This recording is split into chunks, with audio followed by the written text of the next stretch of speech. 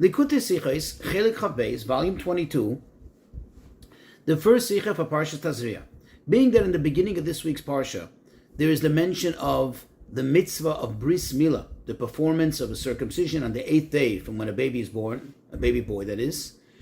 This Sicha will have an amazing explanation on the idea, the concept, the custom of having a kvater. A kvater is a man and a woman who deliver the baby to the kisei shel Eliyahu Hanavi, to the, quote, seat of Eliyahu Hanavi, where the bris will actually take place. Just as an introduction, to familiarize ourselves with some concepts, there's a rule that says, Minag Yisrael Toirahi, literally translated, a custom of Jews, a Jewish custom is Torah. What does this mean? So the Rebbe explains in the course of the Sikha, this has two meanings. Number one, that it has the power of enforcement as if it were a law, an actual rule in the Torah, explicit rule in the Torah, has the same power. Number two, the word Torah means Hoira'ah, it means a directive. And the Rebbe says in each minhag, when examined, one will find the unique concept associated with that minhag, which it in itself will serves as a Hirah, as a directive, as an important lesson in life.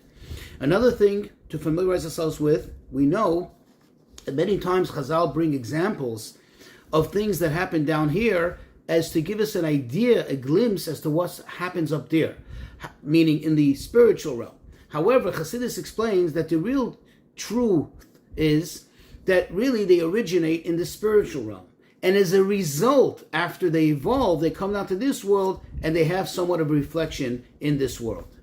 Another thing to familiarize ourselves with is the idea that the Medrash says that prior to Matan Torah, before Hashem came down on Mount Sinai and officially delivered us the Torah, there was a gzeira, there was a decree / a split between Elyonim and Tachtonim, between anything of the upper worlds and the lower worlds, meaning matter and spirit did not mix. Once Hashem gave us the Torah, He annulled, so to speak, He voided that decree, and now there can be a connection, there can be a fusion between the spiritual and the material. So let's get into the Sikha. The Jewish custom is that when a baby boy is brought to the bris, he is brought into the room and to the place where they're going to perform the bris through what's called a kvaterin, or kvater. And it's specifically a man and a woman, a male and a female. The woman brings the baby until the door of the shul or the room in which the bris is going to be performed, and there the man takes over the baby and delivers the baby to the kisei shel Eliyahu Hanavi. Now the Rebbe says we know the rule, as we mentioned in the introduction, Minig Yisrael Toirahi, that the minig, a custom amongst Jews, has the power of Torah and has the lessons that Torah would normally give. Now, so what is this all about? Simply speaking, it can be understood why the woman is involved in this process of delivering the baby. And this perhaps is in order to give the woman a part in this mitzvah. You see, because the mitzvah itself, meaning the obligation of having a baby boy circumcised, really is on the father, is on the males. And it makes sense because it's the male who, in the first place, is connected to this mitzvah. In fact, there's even debate in halacha if a woman is kosher to perform a bris, because she herself is not in the obligation of this mitzvah. So perhaps in order to give her also somewhat of a connection and a participation in the mitzvah, therefore the custom is that with the kvater, it consists of a man and a woman. This perhaps is the basic reason. However, there's got to be more to it, because the Rebbe says, you see, the custom is in many communities that the woman who is kvaterin, the woman who is delivering the baby to the bris, should not be an expectant mother, should not be pregnant. Now, there are those who say perhaps it's because of an evil eye. If she's pregnant, it can perhaps, in public, carrying a baby, it can perhaps cause an ayin hara.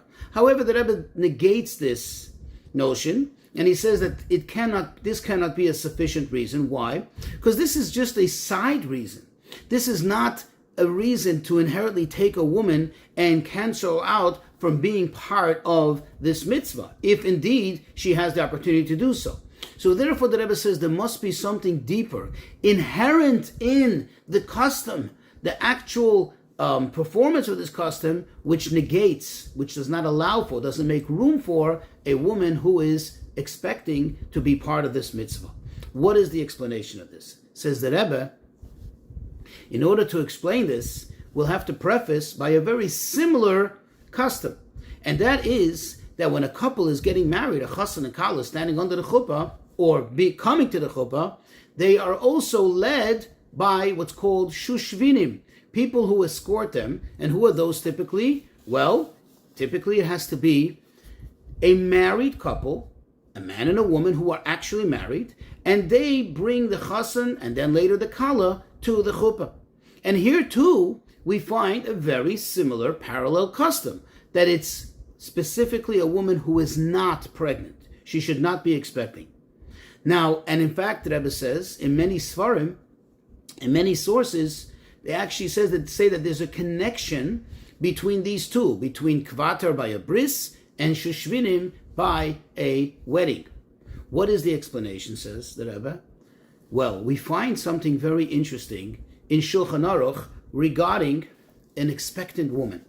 A woman who's expecting a baby, when it comes to Erev Yom Kippur, when we do kaparas, when we do this ritual, it's brought down in Shulchan Aruch that she should take not just a female, not just a hen, but also a male, a rooster. Why? Because in case she's expecting a boy, she needs to have a kapara not just for herself, but also for the child. And in fact, according to the Arizal, she actually takes 3, because the Arizal emphasizes that each person should have their own kapara, and therefore there's also a possibility that maybe she's carrying a female, and therefore the one that she takes for herself isn't sufficient. She should take 2 females and 1 male. But in other words, what do we see? That she's no longer counted as one person, rather as 2 people. And perhaps this will apply, this idea could apply now to kvater and shushvinim. That because you need 2 people, not 3. And if she's expecting, now based on that rule with kaparas, we can deduce that she is counted halachically, she is considered, that is, as if she is more than one person. However, says the Rebbe, we can ask a question. Under the chuppah, there is a multitude of people. It's not just the bride and the groom, it's not just the chassan and the kala, and the shushvinim who stand at a chuppah. You usually have the rabbi, and you have other people who are honored. So what is really the big deal if there's, quote, another person, another entity under the chuppah? So why should that cancel out the woman that is expecting and is now considered like to be more than just one person? Why does it cancel her out from having the opportunity of being a shushvinim? And the Rebbe answers the answers as follows. When you analyze it closely, you'll understand that a woman who's expecting, it's not that we consider her as 2 people.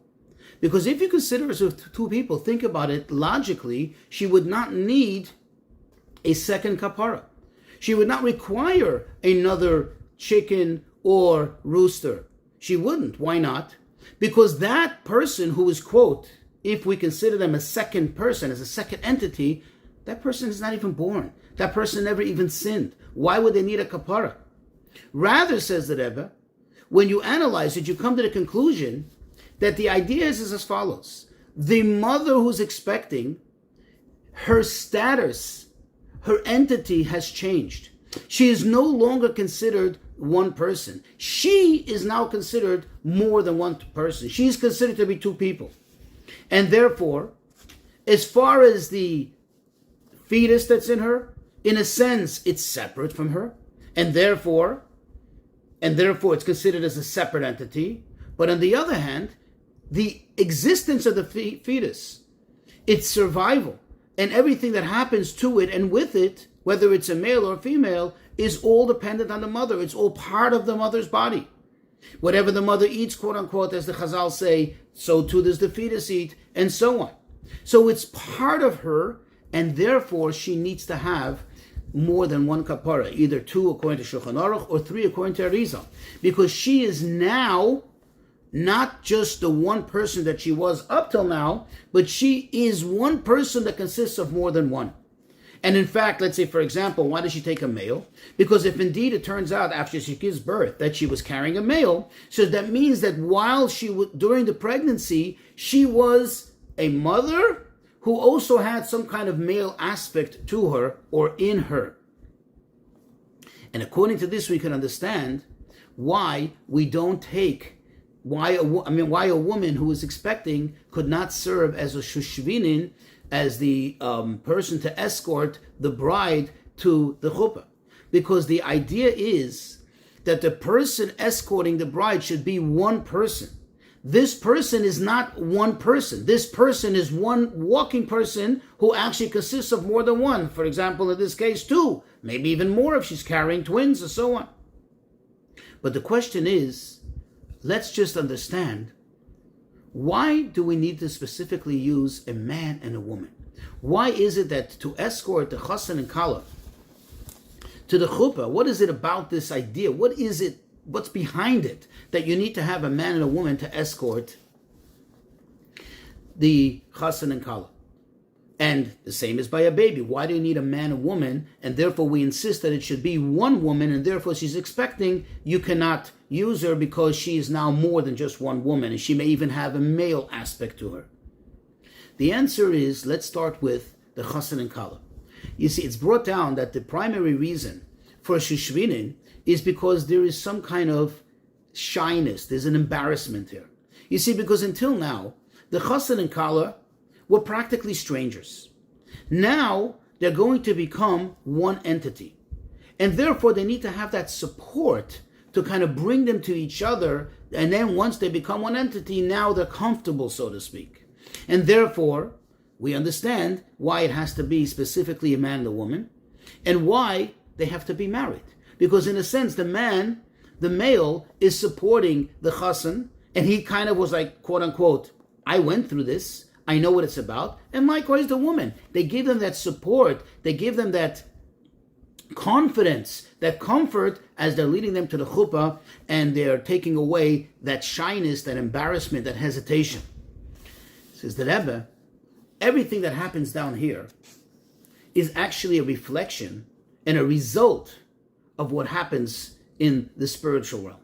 Meaning after they evolve, it comes down here to, in the literal sense, of a chassan and a kala that have some kind of embarrassment, they are far apart, and they need that help, they need that support to bring them together. Where do we find this concept? In the spiritual realm? Says the Rebbe, this idea derives from the marriage, quote unquote, of HaKadosh Baruch Hu, of Hashem, with Knesset Yisrael, with the Jewish people. When did that take place? By Matan Torah. And there too we find that there were 2 Shushvinim. Who were these Shushvinim? Moshe and Aaron. And each one played a role. Moshe played the role of bringing down Melmaila Lamata, so to speak, bringing godliness down to the people. And Aaron played the role of supporting the people and bringing them up, bringing them close to Hashem. And this is similar to the idea where somebody leads the chassan to the chuppah, and then later leads the kala to the chassan. Why did they need to have a shishvinin by this marriage / matan Torah? What is it about it that they needed to have it? In other words, why would there need to be a support, so to speak, for Hashem to come down and for the Jewish people to come up, to come close to Hashem? The answer is that indeed, as we know, the neshama, our souls, that which makes us Jewish, is a chelek elokam imal mamish. It's actually a piece of Hashem. And therefore it's already essentially connected. And therefore the question begs, so why do you need to have some support? We're not strangers, we're not distant. The answer is that when Hashem puts the neshama into the body, it seems, it appears, it has that appearance of being distant. It doesn't feel its connection to its source. And therefore,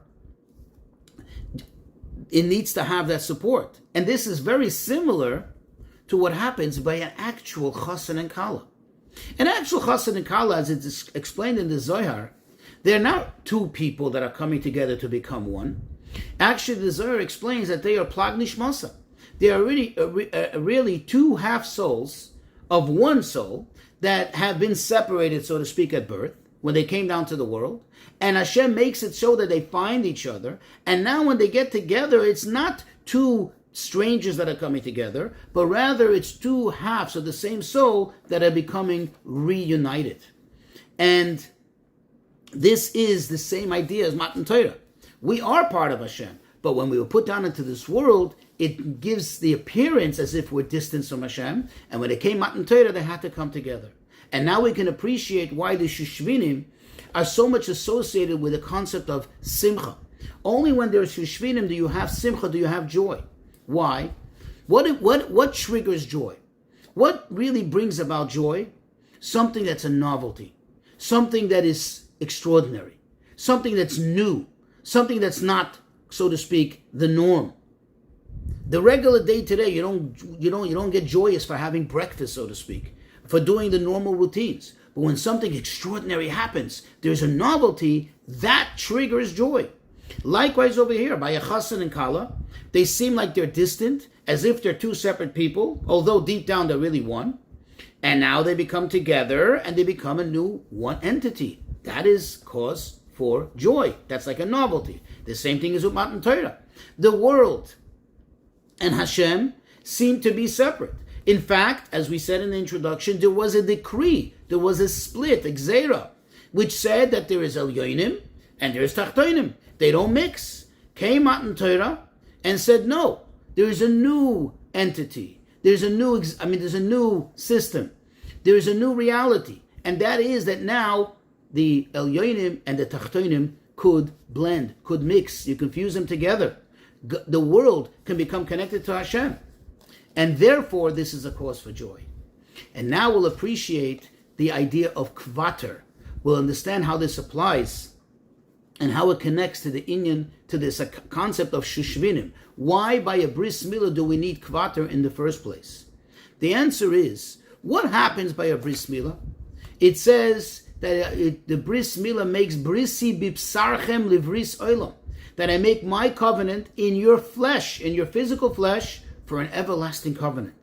That means the same idea that was accomplished by Matan Torah, that two things that seem to be apart, and were indeed apart, Elyonim and Tachtonim, they came together, likewise gets accomplished by a bris milah. And you actually see it. You see that there is a physical effect, that now a transformation in the physical flesh of this child that is going to remain forever. And what does that bring with it? In other words, what does the bris milah bring with it? What happens? So we know, the Alter Rebbe says that by the bris milah is tchilas knisas nefesh elikis, that the beginning of the entry of the godly soul in the baby boy happens by his bris milah.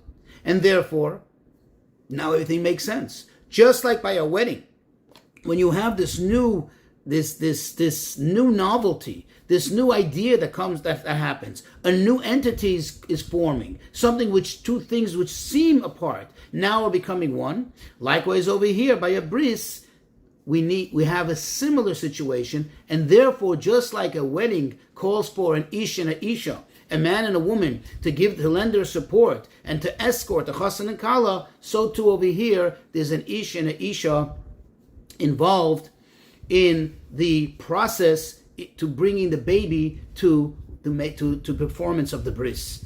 And this is to hint on this, that one is on the side of Hashem, so to speak, and one is on the side of the body of the child, that is the man and the woman. And there now we can also appreciate why there is such a great joy by bris milah. There is a pasuk in Kapitel Kuf Yutes, in chapter 119 in Tehillim, that says, Sas anoichi ali mesecha, that I rejoice tremendously on your teachings, on your words, meaning on your mitzvahs. Now, the Chazal tell us that this is a direct reference to the mitzvah of bris milah. And of course the question is, what do you mean? Every single mitzvah, we're told, Ivdu es Hashem b'simcha, that you have to serve Hashem with joy. So why here is this, so to speak, stand out in an extraordinary manner, that specifically with the Bris Milah, we say Sas Anochi, because over here there is a true simcha, more so than in any other the performance of any other mitzvah. Over here you see it, that there's something extraordinary that happens. You take Hashem, the Nefesh Elikis, and it enters the body, and it has a physical effect on the person which is never ever going to go away. And since this is like a new entity, a new connection, a connection between God and the body, the material flesh, therefore you have such great joy. And besides, the mere birth of a child, of a Yiddish kid, is already a result of an extraordinary connection, and that in itself is also being rejoiced. That is also contributing to this greatly, to this joy. What is that? The Torah says, Al Kain Yaziv Ish Es Aviv Es Imai, a man should leave his father and mother, V'dovak Be'ishta, he should cleave to his child. V'hoyu L'basarecha, they should become to one flesh. Where do you see it? In the birth of a child. And now when you have the Bris Milah, now it comes down and you can see it, that there is a connection between Hashem and this child. The Rebbe, by the way, points out, obviously the women are not in any way to lose out on this extraordinary connection. They already have it built in from when they were born. The fact, by virtue of their birth, which is also a result of Hashem and the couple coming together, becoming partners, that results in the woman having her already connection to Hashem, but there we're not performing it physically, so she doesn't need to have that whole the whole process of a man and a woman leading her, and so on. Says the Rebbe, by performing these two great mitzvahs, the mitzvah of Milah, of Bris Milah, and the mitzvah of marriage, of Pru'avu, which is very much associated with this, we will certainly merit to the Geula Hamitis V'Ashlema, where there will be the ultimate Milah, as it says, Umol Hashem Elokecha Slavavcha Zarecha, that Hashem will, quote, circumcise the heart, meaning take away all that blockage from the heart and of you and your children. And then, of course, there will be the ultimate completion and the fulfillment of that marriage which began at Matan Torah, the marriage between HaKadosh Baruch Hu and Knesset Yisrael.